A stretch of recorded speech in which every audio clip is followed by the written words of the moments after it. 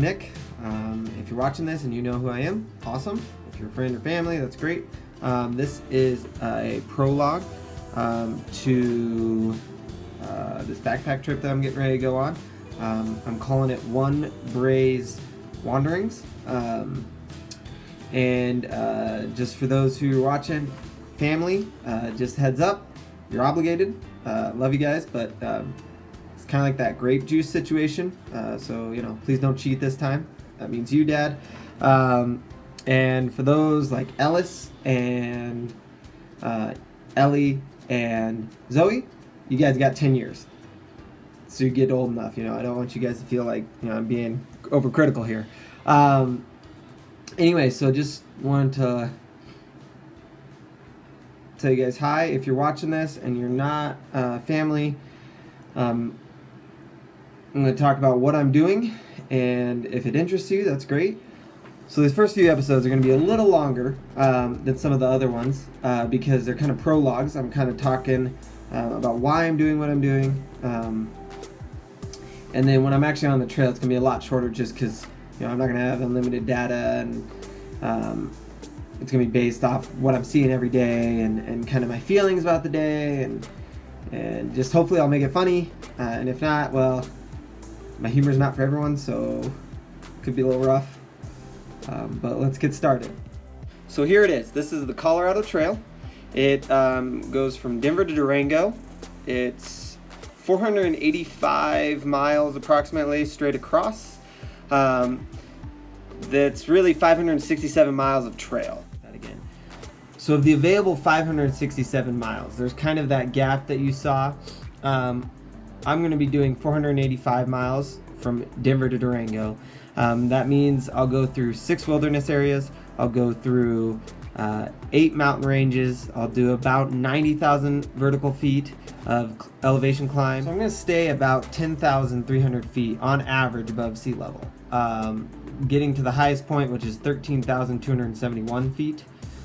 Just if I stay on the trail, if I don't do 14ers or anything in between. And otherwise, that's kind of the Colorado Trail in a nutshell. So now that you know what the trail is, I kind of want to talk about why I'm doing this. What is causing me to do this? And I think one of the best ways to answer that is by asking one of my friends, Sarah, why she did her 50K 2 weekends ago. You want to do this? Well, probably pure insanity at its finest. And I couldn't put that any better myself. Insanity might be a part of it. I don't know. I do have to say that my dad probably really got me started on doing this. He did the trail over about 8 summers, doing segments, because it's broken up into segments. And that was something that I really thought was really cool to see, and it made me want to do it. So my dad, he did a hard thing. It was part of it, for sure. Part of it was my mom and my brothers and my sisters. Ross getting his doctorate, David getting his master's, and then doing some of the Spartan races, and then Lori doing schooling and then going off and teaching 2 years in Russia. Just kind of all difficult things to do. And I mean, isn't that kind of the point? Like, some of the stuff we do in life is just hard. Perseverance, anything that's worthwhile takes time and effort and energy. And if you're not doing that, it's either not as worthwhile as you think it is, or you're getting gypped. But Sarah, she did a 50K and had to do it on her own. Didn't have people training with her. And so this is going to be super hard. I know that. And that's kind of why I'm excited about it. It's a challenge that me against the elements, me against myself. And I'm pretty excited about that. I'm getting a little carried away here, but I guess what I really want to say is I tried to do this 2 years ago. It didn't work. I got hurt. I went with a buddy named Adam. He got hurt. I got sick, and we just kind of had to stop. And ever since I got off the trail 2 years ago at, nobody's counting, but 227.1 miles, I've been kind of ready to go again. So the question comes down to it. Why is this going to be successful? Well, there's already some changes. Negative changes, Adam can't go with me the whole time. It's not doable with life, and that's okay. We get that. It's a little weird that I get 28 days off of work.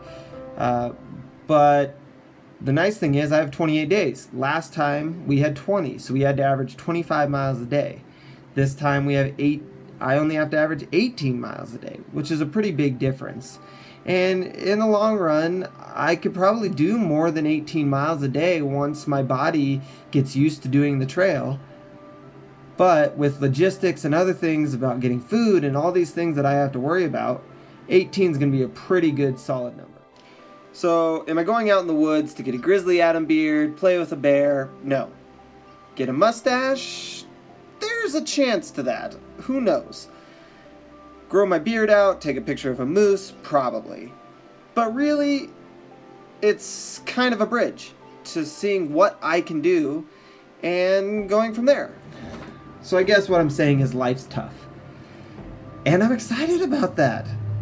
I don't know. I talked with my brother David. I've talked to a few people about this. And David and I kind of talked about how, sometimes you're around people who, they do hard things, but the whole time they're complaining about it. And I don't want to do that. I want to be excited that, yeah, this is going to be hard, but how many people get to say they do something like this? This isn't even a big through hike. It's kind of small, but it's still exciting. I talked to one of my friends in college. I was a senior, and we ran in Iowa, and we were doing a track workout. And I don't know if any of you have been in Iowa in the spring, but it really stinks. It was like freezing rain, and it was like high winds, and she did not want to run that day. And I just remember telling her, you're going to remember this run today where it was miserable and you did it with your teammates and you had so much fun. You're not going to remember when it was 65 and no wind and you felt perfect. So I guess it comes down to the challenge of, can my body do it? And it's really exciting. Our cross-country verse, and it's kind of a life verse for me, is Romans 5:3-5. It says, "Not only so, but we also glory in our sufferings, because we know that suffering produces perseverance, perseverance character, and character hope." Perseverance is the whole thing. If we do the hard stuff, we know we can do the hard stuff, and the next time something hard shows up, we know we can do it. And that's kind of fun, and that's kind of exciting.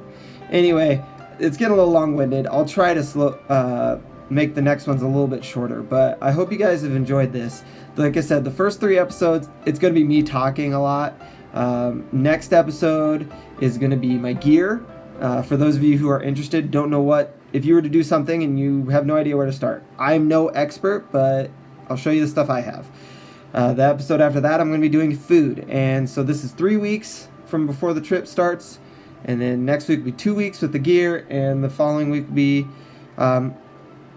the food the week before I head out. So I hope you guys are excited. I hope you get to enjoy the ride with me and maybe experience something fun. So thanks for sticking around. Hopefully one Bee's Wanderings is not too boring for you.